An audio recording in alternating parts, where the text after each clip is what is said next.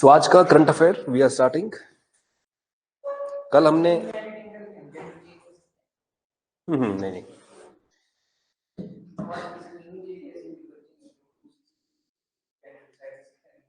हाँ नहीं एक्चुअली वो साइंस एंड टेक जो बच्चे पढ़े हैं मुझसे साइंस एंड टेक वो जानते हैं कि इस तरीके से जेंडर चेंज नहीं होता। हम जिनको बच्चा नहीं हो रहा होता है वो होती है आईवीएफ टेक्निक। सिद्धू मूसेवाला की जो मम्मी और पापा हैं उनको भी नया बेबी हुआ है तो वो आईवीएफ टेक्निक है।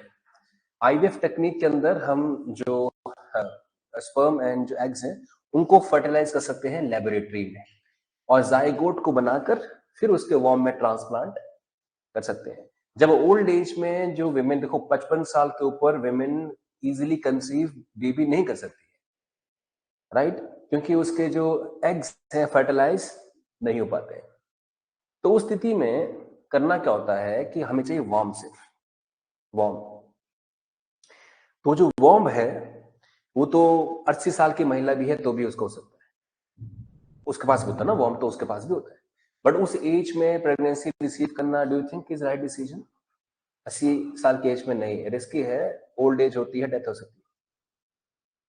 जो सिद्धू मूसेवाला की mummy I think she is 60 year old, I think 58 year old, I think 60 के आसपास है। तो उनका होता क्या है कि इस एज में जो हेल्दी एग्स नहीं बनते, जैसे इस एज में मैन के अंदर हेल्दी स्पर्म्स क्रिएट नहीं होते, वैसे वैसे सेम सिचुएशन है। जिस कारण से अगर हेल्दी नहीं एग्स और स्पर्म्स तो वो फर्टिलाइज आपस में नहीं हो पाएंगे। तो उस स्थिति में क्या होता है, मदर के जो एग होते हैं उनको ले जाकर लेबोरेटरी में और फादर के स्पर्म सेल्स को लेबोरेटरी में ले जाते हैं और उनको आपस में एक आर्टिफिशियल तरीके से फर्टिलाइज करवाते हैं। फर्टिलाइज होने के बाद बनता है जाइगोट, जो पहला सेल होता है ह्यूमन बीइंग का, जाइगोट। वो जाइगोट जब रेडी हो गया तो उसे लेबोरेटरी से उठाकर उस माँ के वॉर्म में ट्रांसप्लांट कर देंगे। अब आपका प्रश्न है कि क्या वो गर्ल बॉय हम कर सकते हैं लेबोरेटरी में चेंज एडिटिंग करके कि GIRL टाइप की और गर्ल, ऐसा कुछ नहीं है। नोबडी कैन डिसाइड कि बेबी होगी कि सॉरी सेइंग गर्ल होगा कि बॉय होगा, वो कोई डिसाइड नहीं कर सकता है, क्योंकि जो 23 पेयर ऑफ क्रोमोसोम्स होते हैं 23rd पेयर डिसाइड करते हैं गर्ल होगी बॉय होगा। Now 1 million cells sperm cell होते हैं। मतलब जब भी एग और स्पर्म सेल फर्टिलाइज होते हैं तो लगभग 1 मिलियन सेल होते हैं उस स्पर्म के अंदर, 1 मिलियन सेल। उनमें से कहीं 2-3 हैं जो 2-3 स्ट्राइक हो जाते हैं। और उनमें भी स्पेशली क्या होता है कि फादर की ओर से एक्स क्रोमोसोम आया कि वाई क्रोमोसोम आया, उस पर डिपेंड होता है। तो हमारा कोई हाथ नहीं है गर्ल और बॉय को करने में, हमारा वो नेचर है कि कौन सा क्रोमोसोम फादर की ओर से आया, क्या वो एक्स आया, क्योंकि मदर की ओर से देखो, मदर की ओर से कौन सा क्रोमोसोम आता है, हमेशा एक्स ही आता है मदर की ओर से, क्योंकि मदर के पास एक्स एक्स क्रोमोसोम होते हैं, तो वहां से एक्स ही आएगा ना, और तो कोई चांस नहीं है। फादर के पास होते हैं X Y chromosomes. Chromosome basically एक आदमी का, एक बच्चे का करेक्टर, शेप, शक्ल, जेंडर इत्यादि डिसाइड करता है। हाइट क्या होगी, लेंथ क्या होगी, ये सारे क्रोमोसोम्स डिसाइड करते हैं।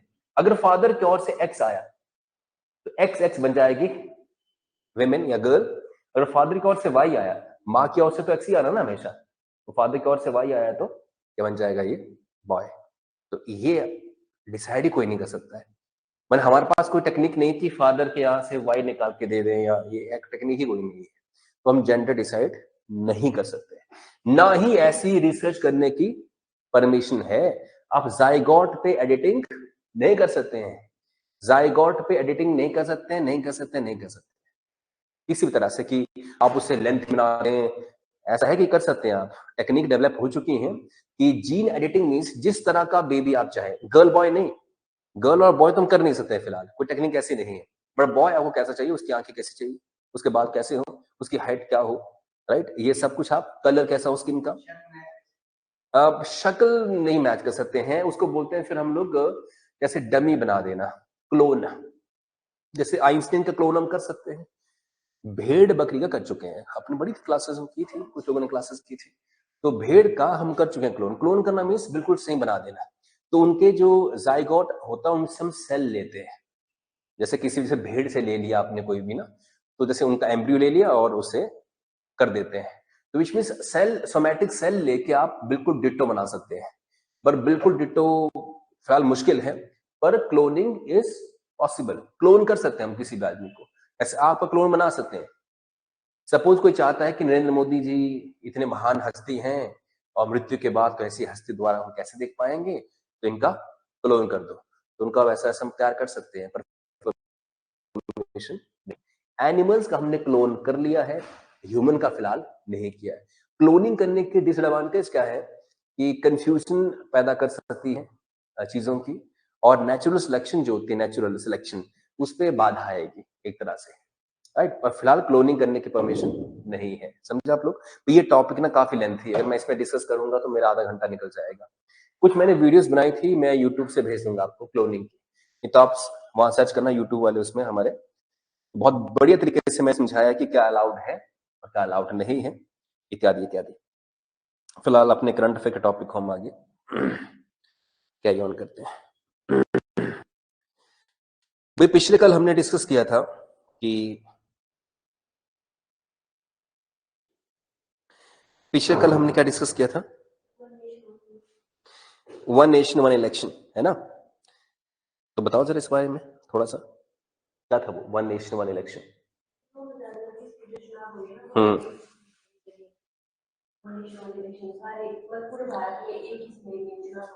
ठीक, अगर ये इम्प्लीमेंट होती है तो, और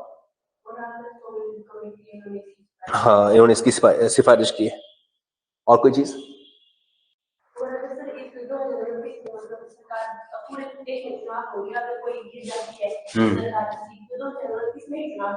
ठीक है,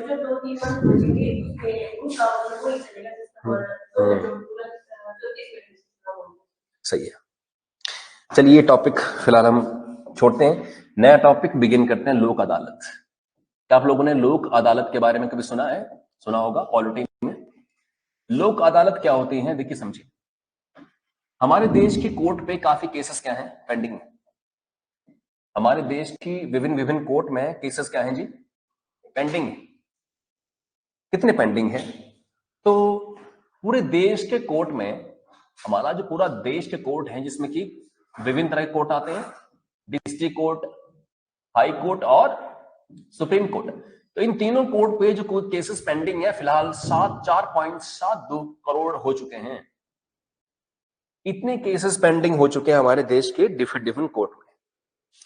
एक पहाड़ जैसा आंकड़ा, 4.72 करोड़ केसेस पेंडिंग है हमारे देश के विभिन्न कोर्ट में। सवाल अब ये है कि ये केसेस सॉल्व कब करने हैं? बहुत टाइम लगेगा इसको सॉल्व करने के लिए। यही कारण है कि हमारे देश में अमूमन कोई भी केस सॉल्व करना हो तो मान के चलो कि 4-5 साल तो कम से कम लगेंगे। 4-5 साल कम से कम लगेंगे, कोर्ट से कोई केस सॉल्व करने में लग जाएंगे, क्योंकि इतने केसेस पेंडिंग हैं। तो कहीं ना कहीं उनकी सुनवाई भी करनी पड़ती है बीच बीच में। तो अगर आप नया केस आप डालो आज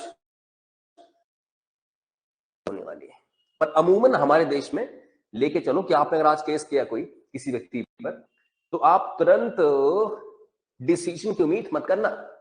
4 से 5 साल लगेंगे केस का निपटारा करने में, और वो भी तब जब डिस्ट्रिक्ट कोर्ट से ही आपका निपटारा हो गया। तो अगर हाई कोर्ट गए और सुप्रीम कोर्ट, फिर तो आप मान के चलो कि 15-20 साल लगेंगे केस का निपटारा होने में।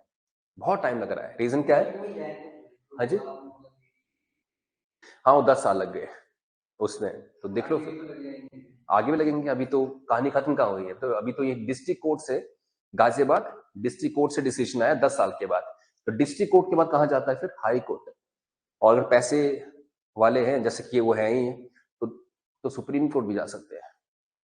इट मीन्स कि हो सकता है कि ये कोई जो 20-30 साल कट के, तब तक बंदा रिटायर हो जाएगा जॉब से, राइट। पर आप बोलेंगे फिर न्याय कहाँ मिला?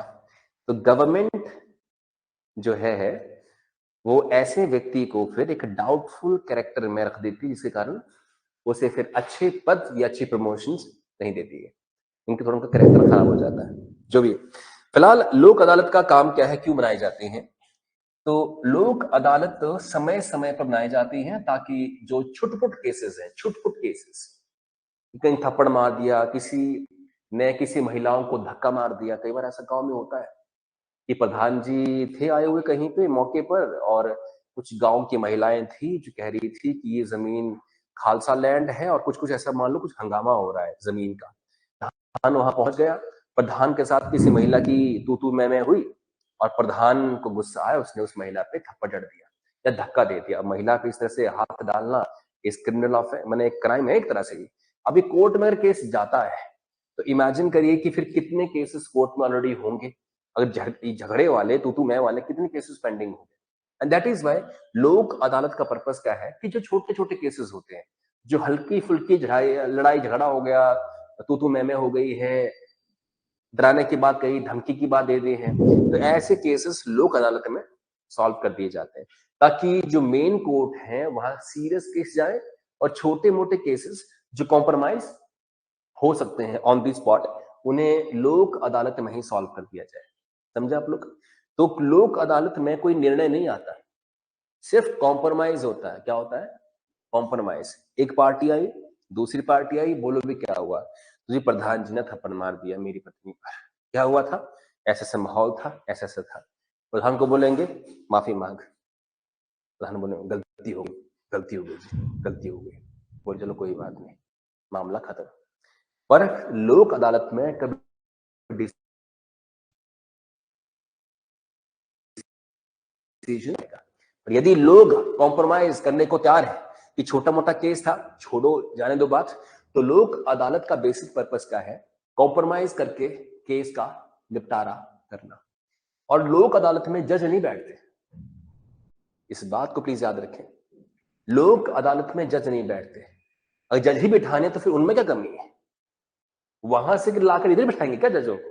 बेचारे वहां केस पेंडिंग है, वो सॉल्व करने। लोक अदालत में वकील होते हैं, जज नहीं होते।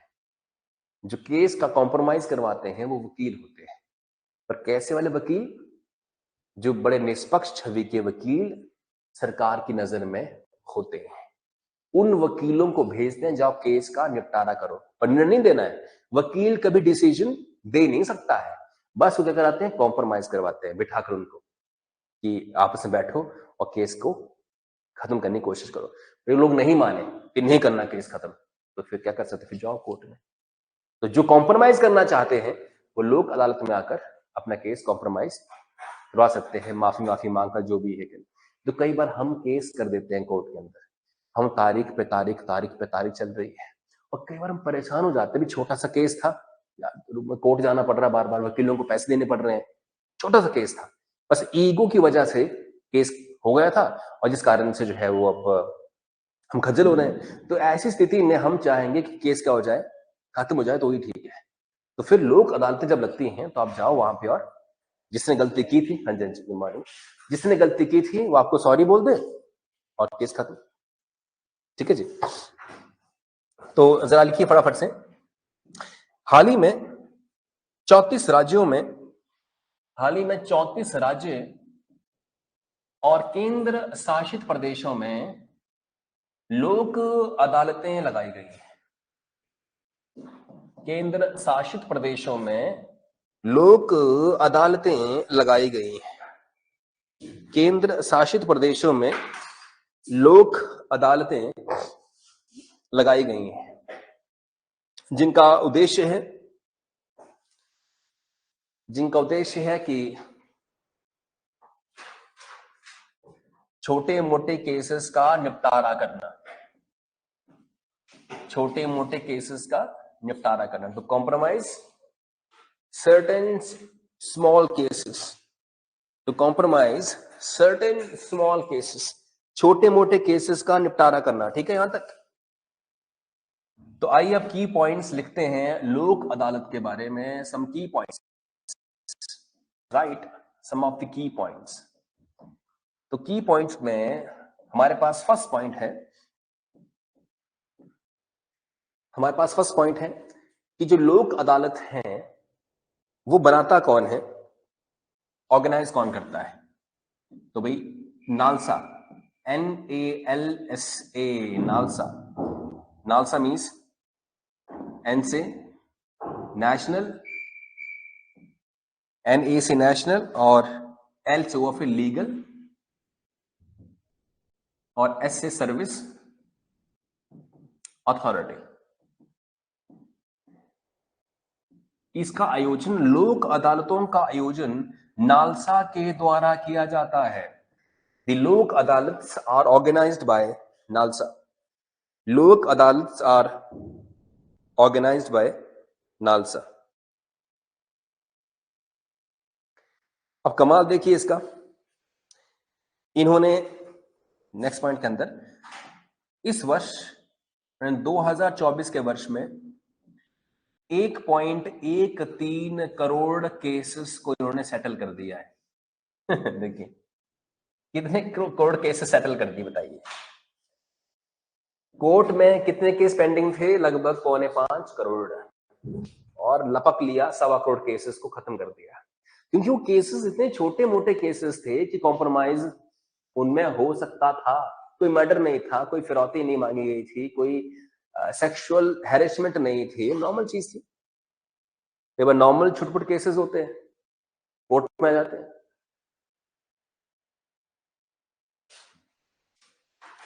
आपने मूवी देखी जॉली LLB, जो अरशद वारसी वाली है? तो उसमें जज होते हैं सतीश कौशिक। सतीश कौशिक बोलते हैं जज, वहां पे बड़ा फेमस जज रहा है उसमें ना वो।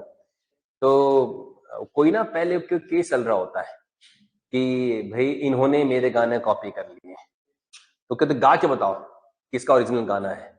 तो गा रहा होता है, तो फिर जज क्या बोलता है कि तुम्हारे बेकार से केसेस सुनने के लिए बैठे हम लोग, यहाँ से निकलो यहाँ से। इट मींस कुछ केसेस ऐसे भी होते हैं जो बड़े छोटे मोटे केसेस होते हैं, बहुत ही छोटे मोटे केसेस होते हैं, बेफालतू केसेस होते हैं, तो जिस कारण से कोर्ट का समय बर्बाद होता है। क्यों ना लोक अदालत ऑर्गेनाइज की जाए, लोगों को बुलाया जाए और वहीं पर उनके केसेस को सेटल किया जाए। पर ये नहीं कि जबरन करेंगे सेटल, डरा धमका के नहीं मान जाओ खत्म करो केस को, नहीं। जो इच्छा से बोलेंगे कि नहीं हम केस को रफा दफा करना चाहते हैं, केस को सेटल करना चाहते हैं, कोई नहीं, जो हुआ सो हुआ, छोटे मोटे जो केसेस होते हैं, सही कि नहीं है? अरे मान लो कि सपोज करो आपका पड़ोसी जो है वो आपको धमकी देता है कि जो है वो दोबारा कभी इस रास्ते से आप निकले, कई बार होता है गांव में होते हैं और किसी घर के रास्ते से जाना पड़ता है, तो घास वास लेकर मान लो कोई लेडी आई उनके घर के रास्ते से और गंद पड़ता होगा वहां पे, सपोज करो सिचुएशन ऐसे ले लेते हैं। तो उन्होंने उसको बोला कि दोबारा तूने अगर यहाँ पैर रखा तो तेरे पैर तोड़ देंगे, ऐसा बोल दिया। उसको गुस्सा आ गया होगा, उसने कहा कि तू कौन होती बोलने वाली, ये तो पुश्तैनी रास्ते हैं, गांव के पुराने रास्ते थे, तुम लोगों ने टाइलें डाल दी है, हम जाएंगे तो जाएंगे यहाँ से। वो गुस्से में आए, नीचे गए, गला पकड़ी, तो थप्पड़ मार दिए। ये छोटा केस है कि नहीं है? थप्पड़ मार दिए। वो करेंगे सीधे पुलिस के पास जाएंगे और केस दर्ज तो कोर्ट, फिर अननेसेसरी केस था। एक पंचायत सीरीज है, वेब सीरीज है, उसमें जो वो उसके ना एक कैरेक्टर है, उसकी वाइफ की चप्पल चोरी कर लेते हैं और वो बेवकूफ चप्पल चोरी की कंप्लेन पुलिस में कर देता है। कोई केस है क्या, चप्पल चोरी हो गई, राइट? विच मीन्स कि अननेसेसरी केसेस हैं कि नहीं है, छोटी मोटी रंजिश वाले केसेस हैं कि नहीं है। जी मैं जा रहा था इनके घर के रास्ते से, ऊपर से उन्होंने मुझ पे जो है कूड़ा फेंक दिया, जानबूझ के फेंका, रंजिश है ये, रंजिश है। तो बोलने का क्या है कि छोटे मोटे केसेस जो सॉल्व हो सकते हैं, बट उनके कारण कोर्ट पर केसेस का बर्डन रहता है, बर्डन, तो उन केसेस को सॉल्व किया जाता है। अब थर्ड पॉइंट क्या है कि लोक अदालत में जज नहीं होते, कौन होते हैं? रेप्यूटेड वकील, प्रसिद्ध वकील, यानी कि कोई भी है कान में नमकी डालकर पहुंच गए चंबा कोर्ट के अंदर, बट ऐसे वकील नहीं कि जो घर में गाय गोबर को दूध निकाल के आते हो फिर दिन में कोट पहनकर करते, ऐसे नहीं चाहिए। वकील वो होंगे जो रिप्यूटेड हैं, जिनकी कोई नॉलेज है, जिनका कोई सम्मान है कोर्ट की नजर में। कि सम्मानित वकील, हाँ सम्मानित, एक्सपीरियंस्ड, सम्मानित वकील लोक अदालत में केसेस का निपटारा करते हैं। Reputed advocates settle the cases in लोक अदालत, settle the cases in लोक अदालत। चौथा पॉइंट, लोक अदालत की शुरुआत 1987 में की गई थी। लोक अदालत वर स्टार्टेड इन 1987। लोक अदालत वर स्टार्टेड इन 1987। लोक अदालत 1987 में स्टार्ट की गई थी, इन 1987। सही है यहां तक?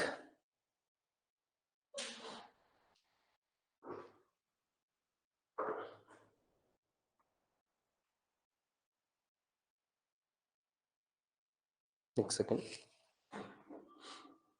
क्या जानते हैं कि हैती नाम का देश है, हैटी ये कहते हैं। अब इसके डिफरेंट डिफरेंट प्रोनाउंसिएशन है, वो आप खुद चेक करें, but let me show you.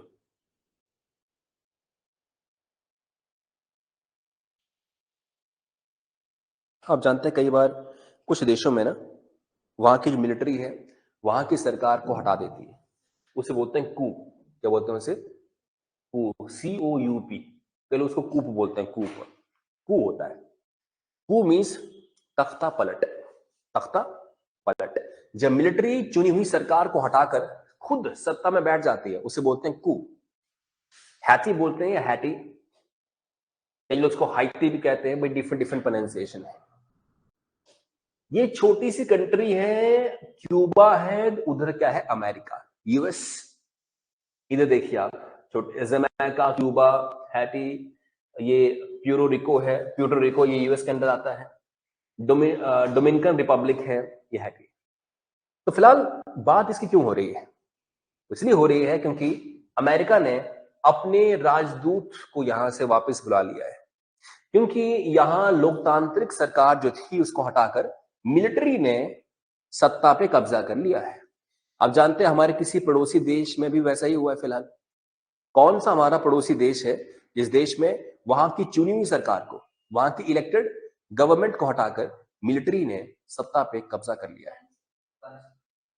Afghanistan में मिलिट्री है?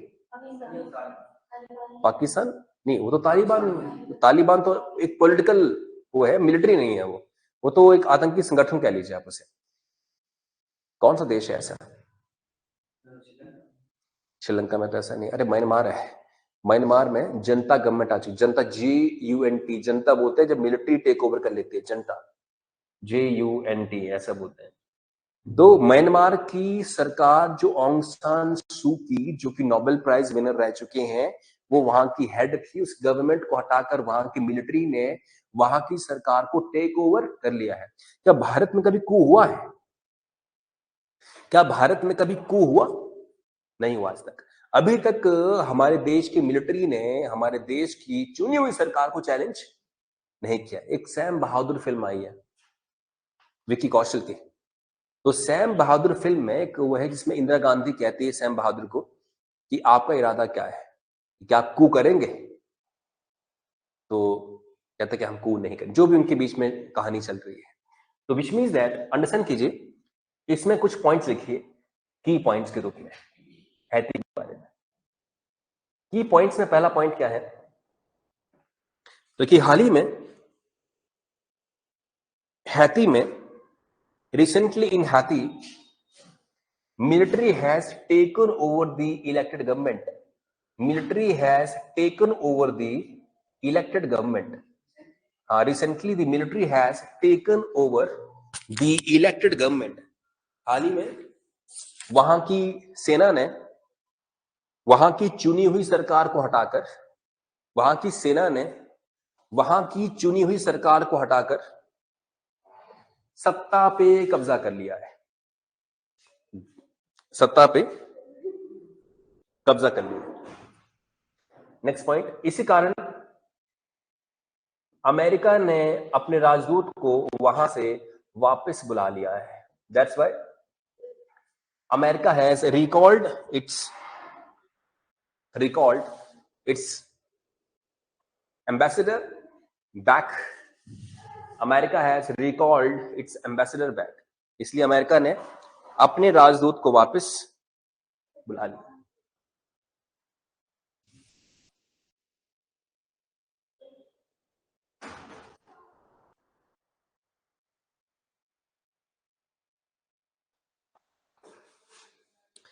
ठीक है जी। तो वहां की मिलिट्री ने,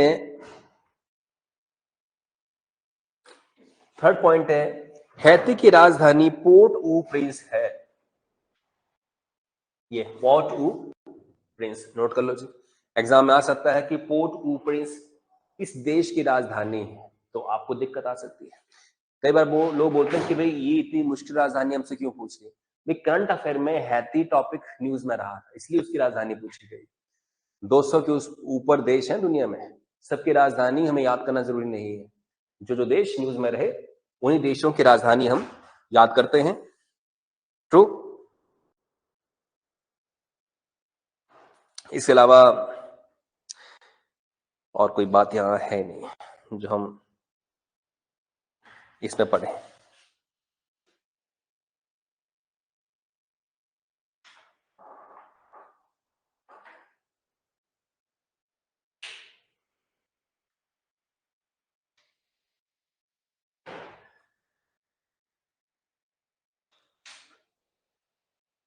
अब हम बात करेंगे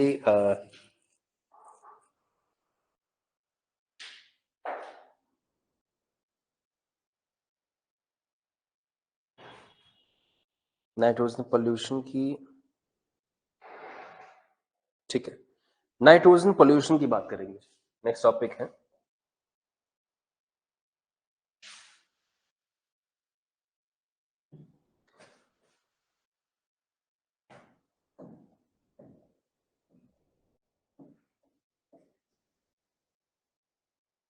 नाइट्रोजन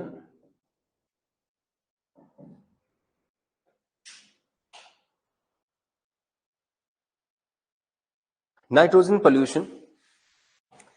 नाइट्रोजन पोल्यूशन, आप जानते हैं नाइट्रोजन से जो पोल्यूशन होगा वो नाइट्रोजन पोल्यूशन है।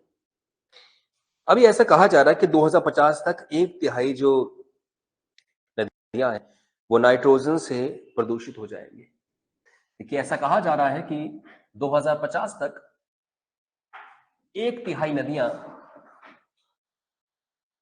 नाइट्रोजन से प्रदूषित हो जाएंगे। It is saying that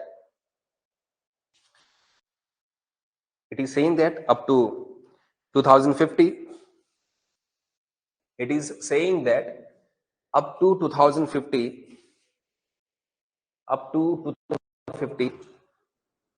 1/3 of global river will become nitrogen polluted।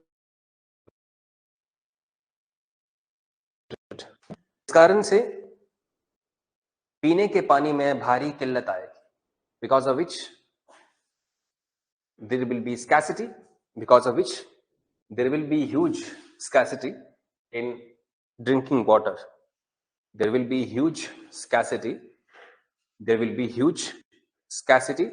in drinking water. There will be huge scarcity in drinking water.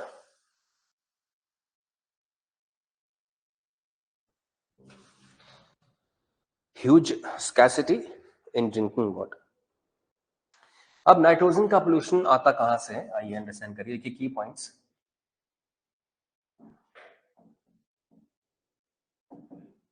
की पॉइंट्स में पहला पॉइंट, नाइट्रोजन प्रदूषण उर्वरक से तैयार होता है। Nitrogen pollution is created by the use of fertilizer. Nitrogen pollution is created by the use of fertilizer. Nitrogen pollution is created by the use of fertilizer.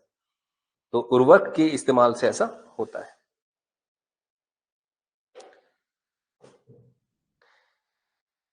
अब ऑब्वियस बात है कि जब हम एक्सेसिव नाइट्रोजन यूज करेंगे तो क्या होगा, फिर वही जो नाइट्रोजन है वो पानी के अंदर जाकर मिट्टी के अंदर ग्राउंड वाटर में पहुंच जाएगा, और कहीं ना कहीं नदियों के साथ पानी, या जैसे बारिश हो रही है तो आपने उर्वरक डाल दिया जमीन के अंदर, खेत में डाल दिया है, बारिश होगी तो कुछ साथ साथ में पानी खेतों का उर्वरक के साथ मिलकर कहाँ जाएगा, नदियों में, नदी में वो पहुंच जाएगा।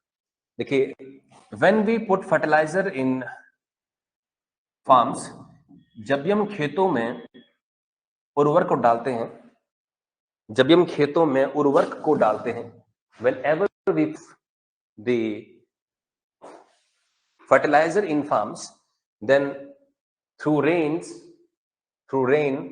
तो बारिश के जरिए वो बहकर नदी में पहुंच जाता है. And through rain this fertilizer reaches the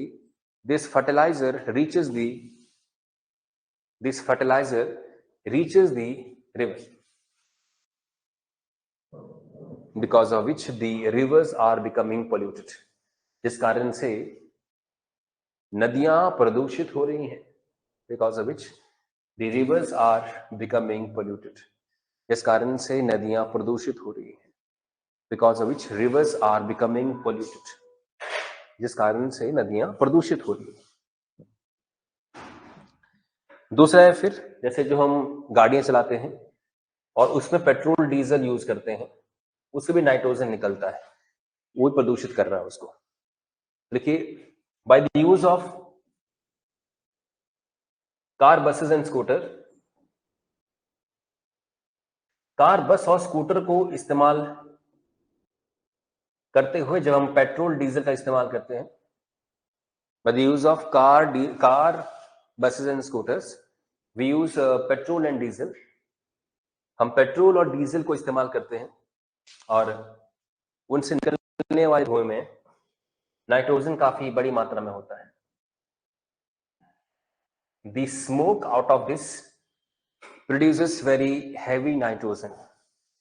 The smoke out of this produces very heavy nitrogen also. तो इससे जो धुआं निकला वो काफी अधिक प्रदूषण पैदा कर रहा है. ठीक है,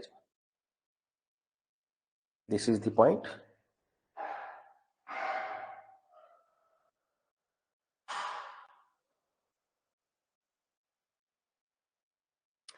नाउ बड़ा ही प्यारा टॉपिक था.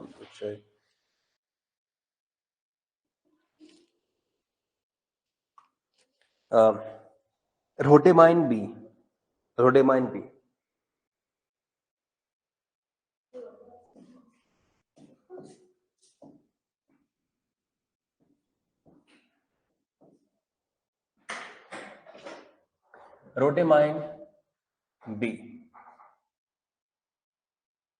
तो रोडेमाइन बी क्या चीज है, आइए समझते हैं.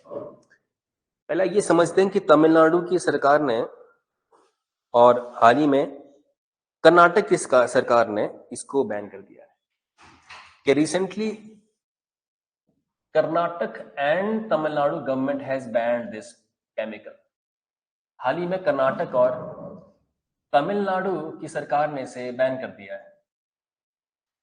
कर्नाटक और तमिलनाडु की सरकार ने इसे बैन कर दिया है. इसे क्या बोलते हैं, बैन को? हाँ जी, प्रतिबंधित कर दिया है. सही है. सवाल है, आइए की पॉइंट समझते हैं कि ये रोडेमाइन बी हम यूज करते कहाँ हैं.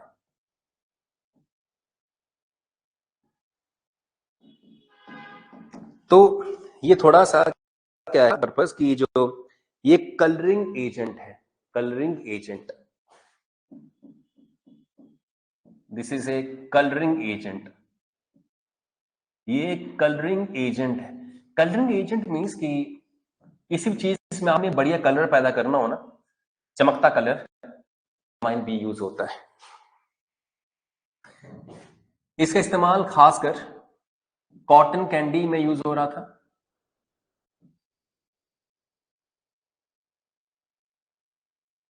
कॉटन कैंडी और मंचूरियन में. आपने जब मंचूरियन खाया होगा तो उसमें एक केमिकल डालते हैं, जब जैसे आप ऊपर रेडी में खाओ, बड़ा उसे चमकदार ना देते हैं मंचूरियन को, जैसे थोड़ा मतलब कलरिंग है वो. तो इसमें यूज करते हैं इसको, रोडेमाइन बी को. और इसको सिर्फ यहां तक नहीं, कॉस्मेटिक में भी, जैसे लिपस्टिक्स हैं या कुछ भी है, कुछ भी ऐसा है, कॉस्मेटिक में भी इसे यूज करते हैं. कॉस्मेटिक में चमक देने के लिए, कॉस्मेटिक में लिपस्टिक हो या जो फेशियल क्रीम्स होती है ना, ऐसा कुछ मान के चलो, फेशियल क्रीम है जो चेहरे पे चमक ला देती हैं, या लिपस्टिक है, ऐसे ऐसे कुछ आप मान के चलो, चमक देने के लिए कलरिंग एजेंट है।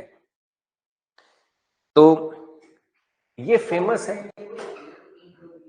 हाँ जी, हाँ पिंक कलर की जो होती है वो, ये 3 तरह के ब्रिलियंट कलर प्रोड्यूस करता है। पिंक, एक है आपका पिंक, ग्रीन और ब्लू।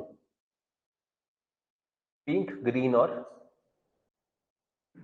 कॉटन कैंडी आपने खाई होगी मेरे ख्याल से, क्या चमकदार होती है, देख के लगता कि नहीं, मतलब क्या बात है, राइट। तो बड़ी चमकती है वो कॉटन कैंडी, तो इसमें यूज होता है। चाइनीज सॉसेस में काफी यूज करते हैं इसको, लजीज बनाने के लिए, चमकदार बनाने के लिए,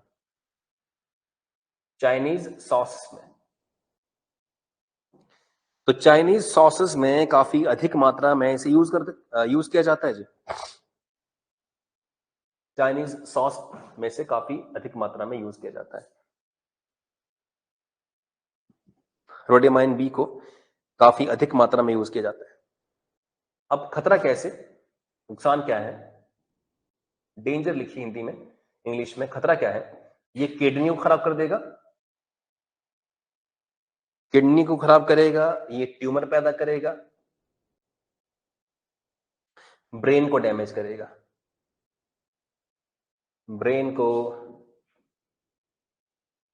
डैमेज कर देगा, ब्रेन को नुकसान पहुंचा देगा, इसलिए इसे फिलहाल बैन किया गया है ji, because of which it has been band.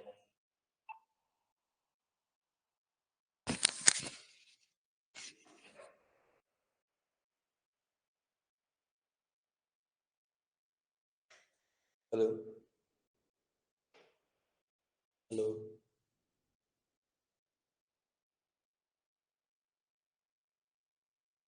चलिए, ग्लोबल मीथेन ट्रैकर,